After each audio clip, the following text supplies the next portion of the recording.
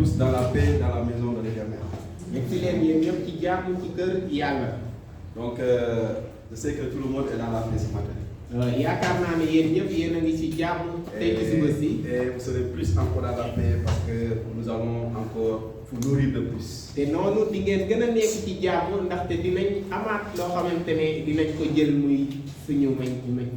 Parce que la parole de Dieu est une nourriture. Et c'est une nourriture, et quiconque le prend n'aura jamais soif.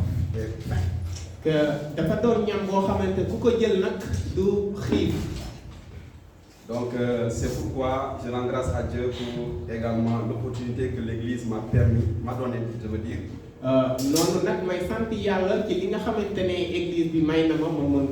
Pour que je puisse apporter ce matin la parole de Dieu. Et pour cela, je demande à tout chacun de nous de se sentir à l'aise. Je vous invite également à être attentif. Parce que la nourriture, personne ne veut la rater. Et je crois que tout chacun de nous également est prêt pour recevoir cette nourriture.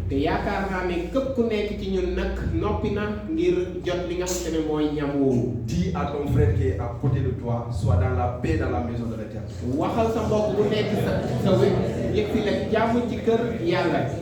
Soyez tous dans la paix dans la maison de l'Éternel.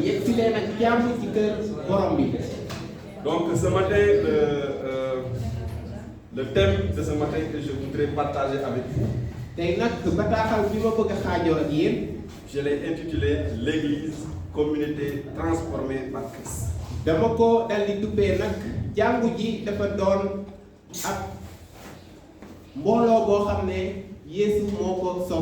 L'Église, une communauté transformée par Christ. Donc, dans un premier temps, nous allons voir qu'est-ce que c'est l'Église. Donc, il est important de savoir, quand on dit l'Église, une communauté transformée par Christ,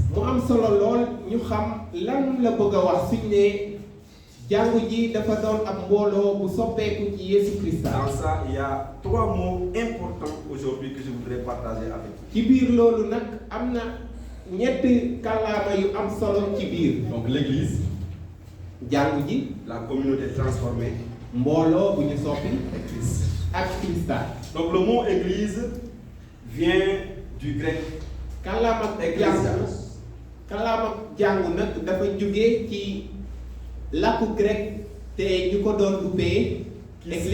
qui signifie assemblée ou ceux qui sont appelés hors du monde.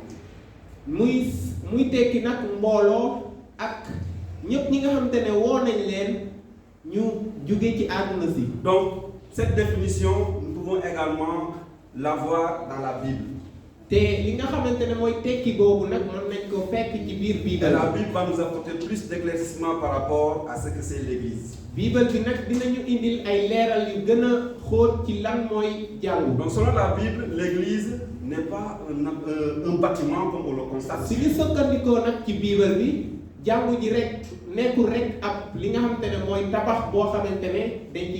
Mais un ensemble de personnes appelées par Christ.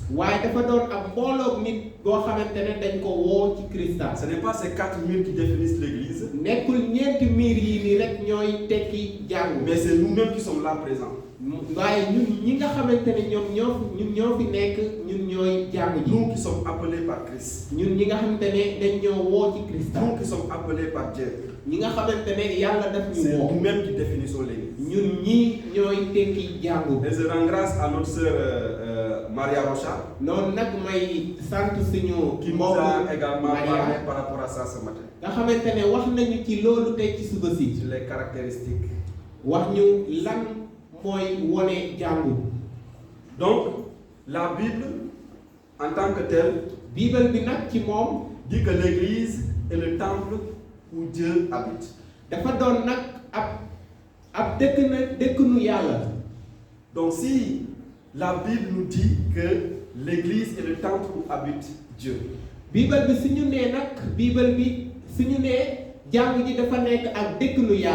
Donc si tout à l'heure je disais que le bâtiment là ne définit pas l'église, léegi maa ngi doon wax ne li nga xamante ne mooy bâtiment bii nii nous comprenons par là que l'église c'est nous. ñu war a xam ne jàngu ji nag ñun la. Donc le temple qui a été bâti par Dieu c'est nous-mêmes. mu doon ab kër goo xamante ne yàlla daf ko tabax ci ñun. Donc nous sommes le temple de Dieu. dañu nekk dëkkunu yàlla. Et l'esprit de Dieu habite en nous. te xelum yàlla dëkk ci ñun. Cet esprit qui habite en nous xel moomu dëkk ci ñun. nous donne la force, daf ñuy dooleel. nous donne les capacités daf ñuy def ñu mën. de pouvoir être une église solide. ngir ñu mën a doon ab jàng bu dëgër. Donc si l'église est solide, su jàng ji ce dëgëree n'est pas non seulement de notre propre force, nekkul ci suñu doole rek. ni de nos moyens humains, nekkul ci suñuy mais jumtukaay bopp. sont le Saint-Esprit waaye ci xel mu sell qui vient de Dieu. buy jóge ci yàlla. C'est le Saint-Esprit qui nous soutient xel mu sell moomu afin moo que ñuy l'église jàppale soit solide. ngir jàng ji mën a Et si dëgër. le Saint-Esprit te soutient, te xel mu sell mi su lay on jàppale a de tourner. yow dara du la. Donc l'église est aujourd'hui soutenue par le Saint-Esprit. noonu nag jàngu ji tey xel mu sell mi moo ko jàppale. Parce qu'il habite en nous. ndaxte dafa dëkk ci ñun. La parole de Dieu nous dit, kaddu gi yàlla daf ñuy ne. celui qui a le Christ, ku am borom bi Yeesu. celui qui a reçu Jésus, ku jot Yeesu. ce n'est plus lui qui vit, nekkul moom c'est Jésus qui vit en lui. waaye Yeesu mooy dund gi. Donc nous qui sommes aujourd'hui les disciples que Dieu a appelés, ñun ñi nga xam ne ñooy taalibe yi yàlla nous woote. qui sommes les fondateurs de l'église ñun ñi aujourd'hui, nga xamante ne ñun ñoo tabax jàngu nous tey. qui représentons l'église aujourd'hui, ñun ñi nga xamante ne ñoo teewal jàngu tey. ce n'est plus nous qui vivons, nekkul ne ñun ñooy c'est dund. Dieu qui doit vivre en nous. waaye yàlla moo war a C'est Jésus qui doit vivre en nous. Yeesu moo war a dund gi. Amen. Donc nous pouvons voir dans 1 Corinthiens, ñu mën a jàng ci benn Corinthe 1 Corinthiens 3, saar ñett verset 16. aaya fukk ak juróom benn Je vous invite à ouvrir avec moi vos livres ñu jàngandoo ko. à 1 Corinthiens. benn Corinthe Celui qui trouve, il peut lire.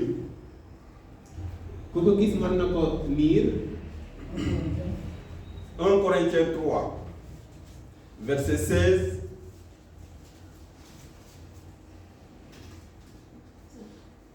Ne savez-vous pas que vous êtes le temple de Dieu et que l'Esprit de Dieu habite en vous? Alléluia. Donc, ce verset nous rappelle aaya bi nag daf ñuy fàttali que nous sommes le temple de Dieu. que ñun ñooy dëkk nu yàlla. Ce verset nous enseigne aaya bi di ñu que ce jàngal n'est pas les murs qui comptent, nekkul li nga xamante ne mooy miir yi ñooy lim. mais c'est les personnes Waaye remplies de l'Esprit de Dieu. nit ñi nga xamante ne xel mu sell mi moom fees na leen. Car celui qui est rempli ki nga xamante ne fees na du Saint-Esprit, ak xel mu sell mi il est équipé. dafa am ay jumtuwaay.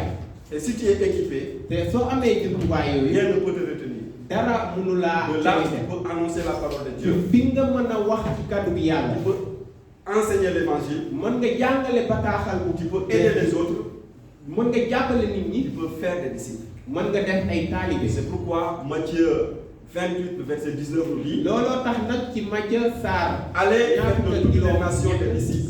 daf ñuy ne dem leen ci àdduna sëpp ngeen def leen ay taalibe. Allez et faites de toutes les nations des disciples. dem leen te ngeen def xeet yépp ay taalibe. Donc l'église est une communauté vivante noonu nag jàngu ji dafa nekk ab mbooloo buy dund. de personnes sauvées, ay nit ñi ñu muccal.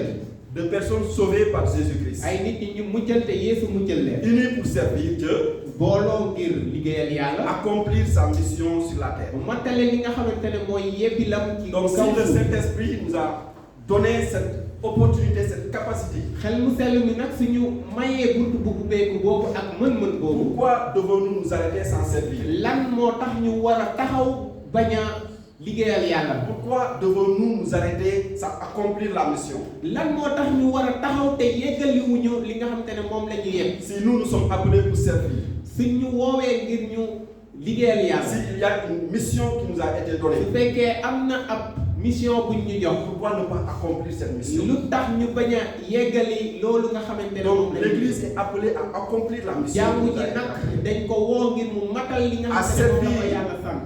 ngir mu liggéeyal À yàlla. enseigner la parole de Dieu, jàngale kaddu gi à yàlla. évangéliser, mu dal di à évangéliser. parler de la part de Jésus, wax de Dieu. wax ci Yeesu Krista ci yàlla. Donc l'église est une communauté transformée. noonu nag jàngu ji dafa doon ab mbooloo bu ñu soppi. Parce que de notre propre force, je le disais tout à l'heure, su ñu waxee ci suñuy doole bopp. on ne peut pas faire le travail qui nous a été demandé. mënuñoo def liggéey bu ñu sant. C'est avec le soutien du Saint-Esprit. waaye ci xel mu sell mi bu ñuy jàppale. C'est avec lui que nous pouvons accomplir la mission. ci xel mu sell mi lañ mën a matali suñu mission. C'est avec cette autorité que nous pouvons accomplir le travail. te ak doole googu la ñu mën a matal. C'est avec ça que nous pouvons également atteindre nos objectifs. te loolu moo mën a tax ñu yegg ci li ñu. C'est avec le Saint-Esprit, l'aide du Saint-Esprit, que l'évangile va atteindre là où les personnes ne l'ont pas reçu. di dimbalee xel mu sell mi nag foofu la li nga xamante ne mooy xibaar bu baax bi mën a yeggee ci ñu soxla. Mais si nous avons reçu waaye suñ ko jotee. et que nous le gardons, ñu denc ko. qui va transmettre? kan moo koy joxe pexe. Qui va recevoir? kan mooy jot. Qui va écouter? kan mooy déglu. La mission, c'est de transmettre la parole de Dieu.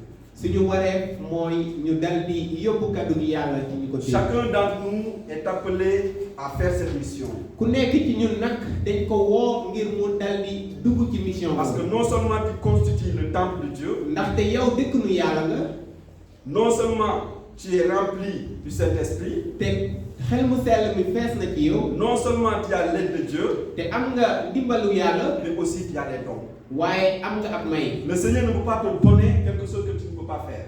yàlla nag mënu laa may loo xamante ne mënoo ko def. Il te donne et il te donne les capacités en même temps. daf lay may te may la ngir nga mën ko def. Et ces capacités, tu dois les prouver. te mën-mën boobu nag da nga ko war a leeral. Si tu ne les utilises pas, soo leen jëfandikoowul. il va les donner à celui qui va les utiliser. mu jox leen ki nga xamante ne moom mën na leen jëfandikoo. Donc soyons prêts à travailler pour le route. nañu noppi nag ngir mën a liggéeyal borom bi. Une communauté transformée est capable d'accomplir la mission de Dieu. am mbooloo bi ñu soppi nag mën na yeggali li nga xamante ne mooy mission bu ko yàlla jox. Annoncer l'évangile. mu dal di wax ci li nga xam ne mooy injil gi. À servir avec amour. dal di liggéey ak mbëggeel. À aider les autres. di jàppale ñeneen ñi. Donc nous sommes appelés à servir. dañu woo ngir ñu liggéeyal yàlla. À servir non par la haine mais avec amour. te nekkul nag ci mbañeel waaye ci bëggeel. Mais la transformation, noonu nag soppeeku. parfois elle est difficile. dafa métti. Et la transformation, nga xam ne mooy soppeeku. je veux dire la mission devient parfois difficile. dafa doon mission bu jafe. Mais comment y arriver? waaye nan lañ ci mën a yeggee. Vivre l'unité. dund ci bennoo. Vivre l'amour. dund mbëggeel. Parce que l'Église a besoin de ça. ndaxte jàngu ji dafa soxla loolu. Surtout l'amour. surtout nag suñu waxee mbëggeel. Parce qu'on ne peut pas transmettre quelque chose avec une haine. mënuñoo yóbbu leneen feneen nag jox ko keneen ak li nga xamante ne mooy mbañeel. Tout ce qu'on puisse donner, Le nous devons prix. le donner avec amour. lépp li ñu war a joxe dañ ko war a joxe ak mbëggeel. Et là, nous constatons que Jésus lui-même nous a donné avec amour. te noonu dañuy gis ne Yeesu daf ñu jox ak mbëggeel. Pourtant, il pouvait dire que nous sommes des pécheurs. pourtant nag wax mënoon na wax ne ñun ay bàkkaarkat lañ. Que lui, il est saint. te moom dafa sell. Nous ne sommes pas saints. ñun selluñu. Pourquoi devons-nous recevoir cette nourriture? lan moo war a mën a tax ñu jot ñam woowu. Mais l'infidélité de l'homme waaye li nga xamante ne nag mooy n'a pas changé ñàkk la a déggal nit ki du soppi li nga xamante ne mooy bëgg yàlla. le péché de l'homme li nga xamante ne mooy bàkkaaru nit. n'a pas bloqué la grâce que Dieu voulait faire avec nous. terewul li nga xamante ne mooy yiwu yàlla bu mu am ci ñun. C'est pourquoi nous aussi, moo tax ñun ñii. les obstacles ne doivent pas être un blocage. lii ñëw di ñu teree ñu yegg mooy warul doon lu ñuy bloqué. La vie de la personne avec qui tu parles ne doit pas être également un blocage. dund ki ngay waxal warul nekk loo xam ne daf lay tënk. Au contraire, ça doit te fortifier pour parler avec nous. noonu nag loolu sax daf la war a dooleel ngir nga mën a wax. Ça doit être une motivation. loolu dafa war a doon ab motivation. Ça doit être un moyen dafa war a doon ab qui jumtuwaay. nous permet d'être en vigueur, boo xam ne daf lay tax nga gën a am li nga xamante ne mooy. avancer la parole de Dieu. ngir mën a wax ci kaddu bi yàlla. Et tout cela également ci noonu loolu yëpp nous qui sommes appelés à transmettre cette parole, ñun ñi ñu woo ngir ñu mën a wax ci kàddu googu nous devons être différents. dañu war a doon ñeneen ñu bokkul ak ñi ñuy doon. Parce que notre manière de vivre reflète ce que nous sommes. ndaxte ni ñuy dundee loolu day tekki lu ñu doon. Et je sais que celui qui a Jésus, il a un changement. képp ki nga xamante ne nag am nga Yeesu war na am soppeeku. Si tu n'as pas ce changement, soo amul soppeeku tu boobu dois te demander comment est-ce que tu dois trouver ce changement. di nga laajtewu nag nan laa war a gisee soppeeku Parce que boobu. c'est le changement qui va te permettre de pouvoir changer l'autre. ndaxte coppiteel boobu moom moo lay yóbbu ci li nga xamante ne mooy kuy yàlla. Je ne dis pas que c'est toi qui vas changer la personne, nekkul nag yow yaay soppi nit mais ki de la manière que Dieu t'a changé, waaye ni la yàlla tu peux soppee aussi changer ce dernier. mën na soppi kooku nga xam ne moom ngay wax. Tu dois aussi refléter ce changement dans ta vie. waaye tamit ci sa dund da nga war a wone li nga xamante ne mooy soppeeku boobu. Dans notre langage, ni ñuy waxee dans nos actions ni ñuy jëfee et même dans notre vie. ci suñu dund ci boppam. Parce qu'aujourd'hui, l'homme a tendance à juger la personne selon les actes qu'il commet. yenn saa yi nag tey dañuy gis ne nit ki day dal di àtte nit ki ci li nga xamante ne moom lay def. Et pourtant, si on se rappelle, Jésus-Christ ne nous a pas jugés de la sorte. noonu nag suñu fàttalikoo Yesu Christa nekkul noonu la ñu àttee. Jésus, comment il nous a jugés? Il Non, nous a jugés comme étant des pécheurs. daf ñu àttee ñu doon ay bakkaar. Il veut nous transformer de la nature pécheresse à des gens qui vont le glorifier. daf ñu bëgg a jëlee nag ci bakkaar boobu indi ñu ci nit ñoo xam ne dañuy yëkkati turam. Maintenant, pourquoi pas nous nous arrêtons aux actes que la personne commet, lan moo tax nag ñuy xool ci lépp li nga xamante ne rek. ou bien de la vie de la personne, wala ci dund nit ki. ou bien du langage de la personne. wala nit ki nu muy waxee. Nous devons dépasser tous ces aspects. waaye mën nañu jëm jéggi yooyu. Car cela prouve que Dieu agit avec nous. loolu mooy wane ne yàlla mu ngi def. Mais si nous ne voulons pas cela, su ñu deful loolu ça sera difficile pour nous dina jafe ngir ñun de pouvoir parler de la part de Dieu. ngir ñu mën a wax ci yàlla. Parce que tu ne peux pas aborder quelqu'un ndaxte mënuloo ñëw rek di wax ak nit en lui disant change ta vie, nga koy naan soppi sa alors dund que toi-même ta vie n'a pas changé. te yow sa dund soppeekuwul. Ce changement doit commencer par soi. soppeeku boobu nag ci yow la war a Par nous-mêmes. jiitoo ci ñun ci suñu bopp. Et ensuite, là, ça peut refléter sur l'autre. te loolu nag li ciy topp mooy. Vous savez, même la vie de la personne peut changer la personne. dund nit ki ci boppam mën na Ta soppi. manière de vivre peut changer quelqu'un. ni ngay Même dundee si mën na tu ne soppi le dis nit même soo ko waxul pas. Ça peut changer quelqu'un. mën na soppi nit. Il y a des gens qui ont été guéris en touchant tout simplement la vie de Jésus. am na ay nit ñoo xam ne dañu wër ndaxte dañu laal rek yëre Yeesu. L'autorité que Dieu t'a donnée pour changer li quelqu'un. nga doole bu la yàlla may mën na soppi nit. Ta manière de vivre, ni ngay dundee ta façon de faire, ni ngay defee il a changé toutes choses en lumière.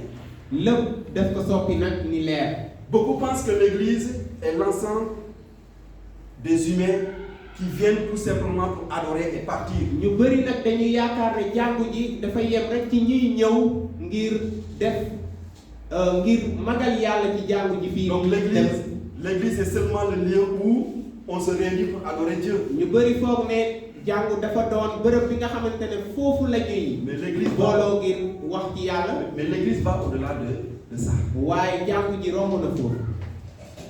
Donc Jean 17, 21, afin que tout soit un. Yowaana Sarr fukk ak juróom Donc ñaar la ay communauté ñaar transformée doit montrer. Excusez-moi, allez-y. foofu nag mu ne ngir lépp doon benn. Donc je disais la communauté transformée doit montrer mbooloo bu ñu sopp dafa war a wone par la vie collective ci dundu bi ñu bokk que Jésus transforme réellement nos cœurs et les relations que nous avons. ni Yeesu dafa soppi suñuy xol ak suñuy jëflante. La vie collective doit prouver également cela. dundu mbooloo dafa war a wone loolu. Que Jésus transforme les cœurs. ni Yeesu dafa soppi suñuy xol.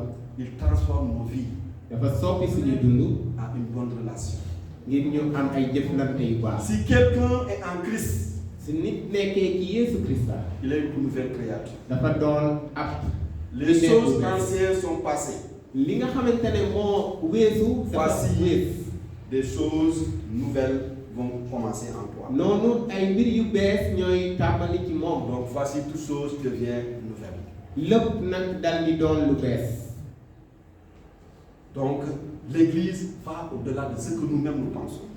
jàngu ji nag dafa doon loo xam ne romb na sax lu ñuy Parce que selon la parole de Dieu, ndaxte suñu sukkandikoo ci kàddu bi yàlla. l'Église est une communauté de vie transformée. noonu kat jàngu ji dafa doon ab mbooloo buy dund bu ñu soppi. Une vie transformée par Jésus-Christ. dund bu ñu soppi ci Yesu Christa. Vous savez, parfois on dit que l'éducation de la famille, elle est importante. looloo tax nag yenn saa yi dañuy ne njàngale bu ñu lay jàngal ci sa biir famille dafa am solo. C'est vrai. sa biir njaboot. C'est vrai. loolu dégg la. Mais la vraie transformation ne vient pas de ta famille. waaye coppite bu dëgg bi nag du jóge ci sa njaboot. Le vrai changement ne vient pas de tes parents. coppite bu dëgg bi du jóge ci say wayjur. Tes parents te donnent une très bonne éducation.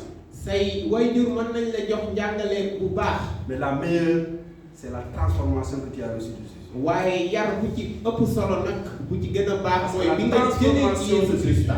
ndaxte yar bi nga jëlee ci Yesu Christa. Ne finit jamais. coppite boobu du jeex. Mais la transformation que tu as reçue envers tes parents waaye coppite bi nga jëlee ci say wayjur peut changer au fur et à mesure du temps que tu grandis. mën na soppeeku nooy gën a màggee. Mais malgré que tu puisses grandir, waaye noo mën a màggee. malgré également que tu puisses être petit, noo mën a ndawee. si tu es transformé par Dieu, yàlla su la si soppee. Jésus t'a transformé, su la Yeesu tu ne soppee. changeras jamais. doo mës a soppee. Ça reste éternel. doo day dem ba faw. Donc parmi ces transformations, noonu nag ci coppite fi yow yi. la transformation que nous avons plus besoin, bi ñu gën a soxla mooy. c'est celui qui est éternel. bi nga xamante ne mooy dem ba faw. Ça vient compléter de plus encore la transformation que tu as reçue de tes parents. noonu nag boobu day ñëw ngir mattaliwaat li nga xamante ne moom nga jotee ci say waajur. Et la vraie question que nous pouvons nous poser, waaye nag fii laajte bu ñu mën a laajtewu. la vraie question laajte bu ñu war a laajtewu. est que voyons-nous cette transformation dans nos vies et dans notre communauté? mooy ndax ñun nag ñu ngi gis coppite boobu ci suñu biir dund ak ci suñu biir mbooloo. Est-ce que nous avons cette transformation dans nos vies? ndax am nañ coppite boobu ci suñu dund. Est-ce que nous avons cette transformation dans notre communauté? ndax am nañ coppite boobu ci suñu mbooloo. Car une personne ndaxte nit qui rencontre Christ, koo xam ne daje na ak Christa il ne reste pas le même. du doon kenn ki. Celui qui a rencontré Christ réellement, ki dajeeg Yeesu ci dëgg il ne reste pas le même. du doon kenn ki. Car lui, il change tout. ndaxte moom day soppi lépp. Il change les cœurs, day soppi xol. il change les pensées, day soppi xalaat. il change également nos désirs. day soppi suñu yëg-yëg. Ézéchiel 36, verset 26 nous dit, suñu xoolee ci Ézéchiel saar fanweer ak juróom benn aaya ñaar fukk ak juróom. je vous donne un cœur nouveau. dama leen di jox xol bu bees. Donc l'église est composée de personnes renouvelées de l'intérieur. li nga xamante ne mooy jàngu ji nag dafa doon ab mbooloo nit yoo xamante ne dañ leen a beesalaat ci seen biir. Ce n'est pas une religion externe. nekkul ab diine boo xam ne dafa jóge fenn. C'est une transformation de cœur. waaye dafa doon coppiteef xol. La transformation interne produit des fruits visibles. li nga xamante ne mooy coppitee ci biir nit ki nag dafay am ay meññeef yu ñu mën a gis. Et ces fruits visibles, nous pouvons les voir dans notre vie quotidienne. te yi nga xamante ne mooy meññeef yooyu mën nañ leen gis ci suñu dund. Cette transformation que nous avons reçue de Dieu nous donne des fruits visibles. li nga xamante ne mooy coppiteef boobu bu ñu jëlee ci yàlla daf ñuy jox ay meññeef yi ñu mën a gis. L'amour remplace la haine. li nga xamante ne mooy mbëggeel mooy remplacer lii di mbañeel. C'est pourquoi je disais tout à l'heure, celui qui a Christ, qui a reçu Christ, qui a rencontré réellement Christ, il ne reste pas le même. moo tax ma ne leen ki nga xamante ne ci dëgg daj na Yesu Christa te am na Yesu Christa du doon kenn ki. Car si tu avais une haine en toi, ndaxte soo amoon il mbañeel remplace cette haine en amour. day soppi nag li nga xamante ne mooy mbañeel boobu. Si tu avais la rancune dans ta vie, soo amee li nga xamante ne mooy. il le remplace par le pardon. mu dal di ko soppi muy mbaal. Si le mensonge était ta nourriture, li nga xamante ne mooy fen su il fekkoon le mooy remplace par la vérité. mu dal di ko soppi ni dégg. Donc qu'est-ce que Dieu ne peut pas faire? lan la yàlla mënul a def. N'est-il pas celui qui transforme les vies? ndax nekkul kii soppi dund yi. C'est lui qui change notre vie. moom mooy soppi suñuy dund. Donc l'Église est une communauté transformée.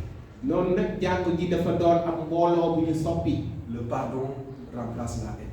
li nga xamante ne mooy mbaal day soppeeku doon li nga xamante ne mooy La haine. li nga xamante ne mooy haine. Et la vérité. baal bi daf koy soppi. Et la vérité remplace le mensonge. te dégg ji moom mooy jël place su fen.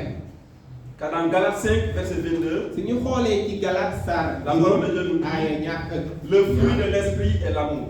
li nga xamante ne mooy meññeefu xel mi mbëggeel la. Une église transformée se reconnaît par son comportement. jàng ji ñu soppi dañ koy xàmmee ci nekkinam. Car ça sera une église qui va impacter le monde. ndaxte day doon ab jàng joo xamante ne day laal àdduna si. Dieu ne nous transforme pas seulement pour nous-mêmes. yàlla du ñu soppi ngir ñun kese. Dieu n'a pas transformé qui que ce soit pour lui-même. yàlla soppiwul kenn ku nekk ngir moom ci kese. Matthieu 5, verset 14 nous dit, vous êtes la lumière du monde. su ñu xoolee ci Matthieu saar juróom aaya ñaar ak ñeent Bible bi def ñu ne ñun ñooy leeri àddina si. Donc si Dieu te transforme, ce n'est pas pour toi seul. noonu nag yàlla su la soppiyee du ngir yow rek. C'est pour que toi aussi tu utilises ce moyen qu'il t'a donné pour transformer les autres dans le monde. noonu nag yàlla su la soppee ngir nga mën a soppi tamit àdduna si. Donc l'église transformée éclaire et attire les autres. noonu nag jàng ji nga xamante ne dañ ko soppi day leeral te di xëcc ñeneen ñi tamit. Elle devient un modèle et conduit les autres à Christ. day doon ab misaal day yóbbu nit ñi ci Christa. Mais parfois les défis sont nombreux. waaye yenn saa yi nag mu metti. C'est des défis, c'est des obstacles que nous rencontrons parfois. mu doon ab metti ab li ñuy fàqastal yu bëri yoo xam ne dañ koy dajale. Mais ces défis nous devons les dépasser. waaye loolu di ñu fàqastal nag dañ leen a war a jéggi. Ce sont les luttes contre le péché. muy xeex contre bakkaar. Les pressions du monde. li nga xam te ne mooy luy jóge ci àddina si. Et même le découragement. ak bàyyandiku sax dañ ko war a xeex. Mais Dieu nous aide. waaye yàlla def ñu jàpp. Parfois tu peux accepter le Seigneur. yenn saa yi mën nga nangu borom bi. Tu peux être dans ta famille le seul à accepter le Seigneur. nga doon ci sa njaboot yow kese yow yaa nangu borom Mais bi. pour te bloquer, waaye ngir ñu mën la tënk. ils vont te décourager. yenn saa yi dañ lay décourager. Pour t'arrêter, ngir ñu arrêté la. ils vont te proposer des choses mondaines. dañ lay proposer yoo xamante ne àdduna see ko moom. Mais notre Dieu n'est pas un Dieu qui dort. waaye suñu yàlla nekkul yàlla buy nelaw. S'il t'a choisi, su la tànnee. personne ne peut t'arrêter. kenn mënu laa taxaw. S'il veut que tu travailles pour lui, su bëggee nga liggéeyal. personne ne peut te bloquer. kenn mënu laa. Le découragement li nga xamante ne mooy bàyyandiku.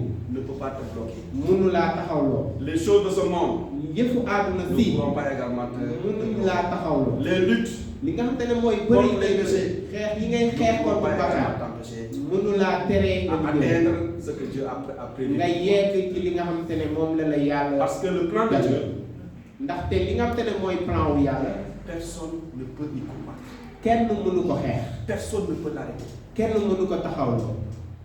Personne également ne peut lutter contre ça. kenn mënul xeex contre moom. C'est son plan. ndaxte tëralinam. Ça se réalise. day mat sëkk. Amen. amen. Donc, Dieu ne nous appelle pas seulement à devenir parfaits, yàlla nag woowuñu rek ngir ñu doon ñu mat sëkk. mais que nous soyons transformés. waaye ñu soppeeku. Que nous soyons transformés. ñu soppeeku. Car la transformation ndaxte coppeeku boobu prouve réellement que Dieu agit dans ta vie. mooy wane ne yàlla mu ngi def ci sa Donc dund. l'église doit être transformée. jàngu ñi dañ ko war a soppi. L'église doit être transformée par le soutien du Saint-Esprit. jàngu ñi dafa war a soppeeku ci ndimbalu xel mu sell. Beaucoup fréquentent l'église, ñu bëri dañuy dem jàngu mais peu vivent la transformation. waaye ñu néew ñooy dund coppeeku. Il y a beaucoup de personnes qui fréquentent les églises. am na nit ñu bëri ñuy dem jàngu. Il y a beaucoup qui se disent des fidèles. am ñu bëri ñoo xamante ne dañuy ne ay nitu yàlla. Il y a beaucoup qui se disent des évangélistes. ñenn ñi di wax seen bopp ne ay waarekatu kàddu Beaucoup bi qui se la. disent je suis un chrétien, ñenn ñi di naan man je suis chrétien un la. disciple. ñeneen ñi di naan taalibe la. Mais waaye peu parmi ces gens-là waaye lu néew ci ñoom vivent la transformation. ñooy dund coppeeku ci Yeesu. Amen. amen. Donc soyons des enfants de Dieu transformés. donc nañu doon ay doomu yàlla yi ñu soppi. La vraie transformation ne vient pas des efforts humains. li nga xamante ne nag mooy coppeeku du jóge ci jëfu nit. Elle vient d'une rencontre avec Jésus. day ñëw jóge nag ci sa ndaje ak Yeesu Christa. Tu peux être dans l'église pendant des années. mën nga nekk ci biir jàngu ji ay ati at. Tu peux faire 10 ans dans l'église, mën nga def fukki at ci biir jàngu ji. 20 ans dans l'église, ñaar fukki at ci jàngu ji. mais tu te sens que tu n'es pas chaud, waaye nga gis ne yow tànguloo. tu n'es pas transformé, yow soppeeku woo. tu n'as pas un changement dans ta vie. amul coppeeku ci sa dund. Il faut te poser la question, quelle est ta vie? na nga laajtewu lan mooy sa dund. Pour que moi je ne puisse pas avoir une relation avec Dieu. ngir man lan moo tax waruma ma awma li nga xamante ne mooy këllëre ak yàlla. Pour que je ne peux pas rencontrer Jésus. lan moo tax mënumaa dajeeg Yeesu. Parce que c'est sa rencontre qui te transforme. waaye ndaxte ndaje bi ngay dajeeg moom. Ce n'est pas le fait de venir à l'église qui te transforme. nekkul li ngay ñëw jàngu rek moo lay soppi. C'est pas ce que moi je parle aujourd'hui qui te transforme. nekkul ndaxte man maa ngi wax tey moo lay Mais c'est soppi. ce que Dieu a fait dans ton cœur. qui te waaye transforme. li yàlla def ci sa xol moo La lay transformation n'est pas physique. li nga xamante ne mooy coppi def nekkul lu ñu. Elle est interne, ça vient du cœur. waaye ci xol lay nekk. Dieu sauve nos cœurs. yàlla day laal suñuy xol. C'est pas parce que je vous vois, nekkul ndaxte maa ngi leen di gis. ou bien je suis en train de parler de la part de Dieu devant vous, nekkul ndaxte maa ngi wax ci ngir yàlla seen wër. que je suis en train de vous transformer. loolu tekkiwul ne maa ngi leen di. Non, c'est pas ça. déedéet du loolu de. Qui transforme? kan mooy soob. C'est pas moi qui est là devant vous. nekkul man mii nekk C'est seen Dieu, kanam. c'est Jésus qui transforme. waaye yàlla Yeesu C'est Christa lui mooy qui soob. sauve vos cœurs. moom mooy laal seen Il xol. peut m'utiliser pour parler. mën na ma Il jëfandikoo peut li ma m'utiliser wax. pour vous enseigner. mën na ma Il jëfandikoo peut li ma m'utiliser jàngal. pour enseigner la parole de Dieu. mën na ma jëfandikoo Pour li ma évangéliser. jàngale kaddu gi yàlla C'est pas ba moi. waaye nekkul man may C'est lui soppi. qui transforme. ndax waaye moom mooy Donc soppi. ma rencontre me permet d'être transformé sama ndaje ak Yeesu mooy tax ma soppeeku. parce que l'effet vient de lui. ndaxte jëf ji ci moom lay gis. Alléluia. Car là où il y avait le péché, fépp fi nga xamante ne bàkkaar amoon na. Dieu a mis la sainteté. yàlla dafa def cell sellaay. Là où il y avait la peur, fi nga xamante ne ragal nekkoon na fa. Dieu met la paix. yàlla dal di fa def jàmm. Nous avons un Dieu qui est bon. am nañ yàlla bu baax. Il est agréable. et dafa neex. Ouvrez vos cœurs. nañu ubbi leen seen xol. Laissez le Seigneur occuper la première place. ñu bàyyi yàlla mu dal di jël toogin bu njëkk. Vous allez voir comment sera votre vie. te di ngeen gis naka la seen dund bi. C'est ce que je demande à l'Éternel. loolu lay ñaan. Moi-même qui parle, c'est ce que je demande à l'Éternel. man mii di wax loolu Qu'il lay me le fait. mu defal ma Qu'il loolu. m'utilise de la sorte. mu Que jëfandikoo je sois transformé. ma Et soppeeku. pourquoi pas demander cela afin que le Seigneur le fasse également. lu tax nag sax ma ñaan loolu ngir yàlla defal leen ko. Parce qu'il a dit que celui qui est transformé ne l'a pas fait pour lui-même. ndaxte dafa ne ki ñu soppi nekkul ngir moom rek. Mais il l'a fait pour que lui aussi il en fasse aux autres. ndaxte waaye daf ko def ngir kooku tamit mu def ko ngir ñeneen ñi. Une vie transformée ne peut pas être cachée. dund bu ñu soppi mënuñ ko nëbb. Si Dieu t'a transformé, tu ne peux yàlla pas su te la cacher. soppee yàlla su la soppee mënoo nëbb. Même si tu vas essayer tu vas t'efforcer à te cacher, sooy jéem ngir nëbbatu ça va apparaître. dina feeñ. Parce que nous avons un Dieu qui ne cache rien. ndaxte dañu am ab yàlla boo xamante ne du nëbb dara. il est la lumière. moom mooy leer. Nous savons que la lumière ne peut pas cohabiter avec les ténèbres. te leer nag mënul dëkk ci biir lëndëm. Donc si Dieu t'a transformé, comment peut-il cacher sa transformation? yàlla su la soppee nag nan la mën a nëbbee sa coppite boobu. Donc avant, tu étais un homme colérique. bu njëkk da nga doon mer. Maintenant tu es un homme d'amour. waaye tey nit ku fees ak mbëggeel. C'est une transformation. loolu coppite la. Et ça peut impacter quelqu'un loolu mën na laal nit ci sa biir. dans la société. ci sa biir ci biir dund nit. Dans ton lieu de travail. fi ngay liggéeyee. Ça peut toucher quelqu'un. mën na laal nit. Donc là où tu peux sentir délaissé. fi nga mën a sa yëg ne yow da nga bàyyi. Ou bien tu te sens abandonné par ta famille. nga yaakaar ne sax ki nga xamante ne mooy sa njaboot bàyyi na la. Par tes amis.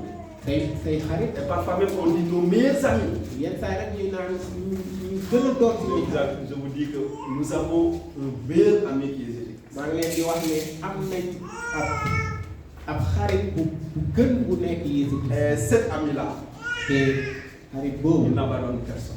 du bàyyi kenn. Si ta famille t'a abandonné, sa njaboot su la bàyyi. lui il te prend. moom da lay jël. Si tu te sens délaissé, soo fekkee ne da nga yëg ne dañ la bàyyi. lui il est là pour t'accompagner. moom mu ngi fii nii ngir Si jàppale. tes amis t'ont abandonné, su la say xarit bàyyi. lui il ne va jamais moom du la mos a bàyyi. Amen. Amen. Dis seulement dans ton cœur là où tu es. waxal rek ci sa xol fi nga nekk. Parce que nous avons un Dieu qui entend. ndaxte am nañu ab yàlla. Même dans le silence, même soo waxul. il nous entend. daf ñuy dégg. Dis seulement Jésus transforme ma vie. waxal rek Yeesu soppil sama dund. Renouvelle mon cœur. beesalal sama xol. Change mes pensées aujourd'hui et à jamais. soppil samay xalaat tey ba faw. Dieu cherche aujourd'hui damay wër tey. pas une église parfaite, wëruma yàlla moom wërul tey. mais une église, jaamu joo xam ne dafa mat sëkk. mais une église transformée. waaye ab jaamu joo xamante ne dañ ko soppi. Donc si tu veux une vie soo bëggee changée, ab dund bu soppeeku. viens à Jésus. ñëwal ci Christa. Si tu as déjà Jésus, soo amee Yeesu ba noppi. décide de vivre vraiment une vraie transformation. na nga noppi nag ngir dund ci dëgg ab coppeeku. La Bible dit, Bible bi day wax ne. aujourd'hui si tu entends sa voix, tey jii soo déggee kàddoom. n'endurcissez pas ton cœur. N'endurcisse pas ton cœur. bul dëgëral sa xol. Donc si tu entends sa voix aujourd'hui, soo déggee il ne faut pas kàddoom endurcir ne ton cœur. bul dëgëral sa xol. Laisse le Saint-Esprit toucher ta vie. bàyyi xel mu sell mi mu laal sa dund. Laisse-lui utiliser bàyyi xel mu sell mi mu jëfandikoo. sa place. mu dal di jëfandikoo palaasam. Parce que si tu endurcis ta vie, ndaxte soo dëgëralee sa xol. si tu l'endurcis, soo ko dëgëralee. il ne pourra pas t'utiliser. du la mën a jëfandikoo. Dieu utilise celui qui est prêt et qui l'aime. yàlla day jëfandikoo ki noppi te bëgg ko. Donc si tu es prêt aujourd'hui su fekkee noppi nga tey. à vivre une vie transformée, ngir dund bu soppeeku. laisse-le occuper la première place. bàyyi ko ñu jëfandikoo place bu njëkk bi. Laissons tomber les distractions. nañu bàyyi lépp li nga xamante ne daf ñuy day tax du ñu concentré wu. Oublions vraiment ce qui nous entoure. nañu fàtte li ñu wër. Concentrons-nous sur Dieu. waaye nañu concentré wu ci yàlla. Ouvrons-lui notre cœur nañ ko ubbil suñuy xol. afin de pouvoir le recevoir ngir ñu mën ko jot. et qu'il puisse nous transformer. ngir mu mën ñoo soppi. Et la transformation te coppite boobu nag sera éternelle. day doon ba faw. Amen. Amen. C'est cette parole que j'avais. lii mooy kàddu gi ma bëggoon seetloo ji. Que le Seigneur vous bénisse. na leen yàlla barkeel.